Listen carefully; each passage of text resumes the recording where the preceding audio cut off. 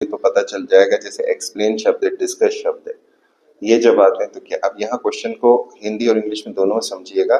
Explain the main causes of corruption, भ्रष्टाचार के मुख्य कारण बताइए। Discuss the causes of corruption, भ्रष्टाचार के कारणों की विवेचना कीजिए। ना what do you understand by simple बताना और उसकी विवेचना करना, अंतर क्या है? सर विवेचना में एनालिसिस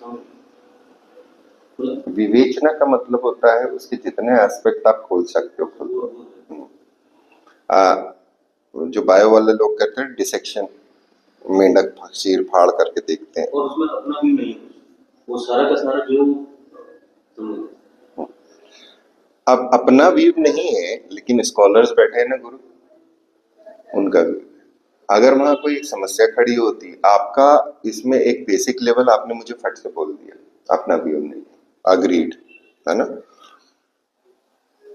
ये आपके अकेले के तो शब्द है नहीं, आपका एक ग्रुप होगा, एक सर्कल होगा, उसमें एक कॉमन शब्द है, एवरेज शब्द है।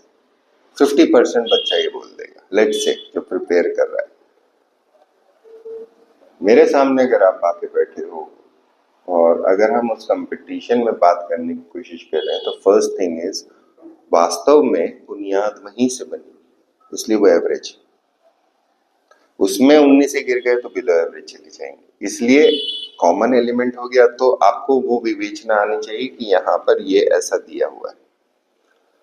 अब इसके ऊपर विचार निकलता है, क्वेश्चन मार्क खड़ा होता है। Always ask question, question mark ये खड़ा होगा कि जो मैंने यहाँ पर ये लिखा है, क्या इससे कोई प्रश्न जन्म लेता है। प्रश्न का अर्थ होता है क्या कोई चैलेंज मिल रहा है, क्या कोई प्रॉब्लम मिल रही है, वो वहीं पर आनी चाहिए। तो अगला उसके बाद आता है कि इस चैलेंज को कम करने के लिए इस कमेटी ने ये सुझाव दिया है।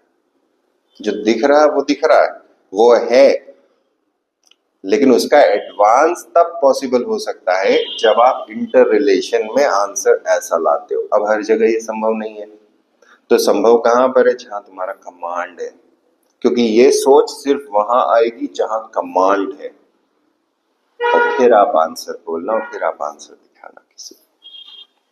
तो सर ये जो आप बता रहे हो, आपका पहला आपको स्टेप बाय स्टेप पता होना चाहिए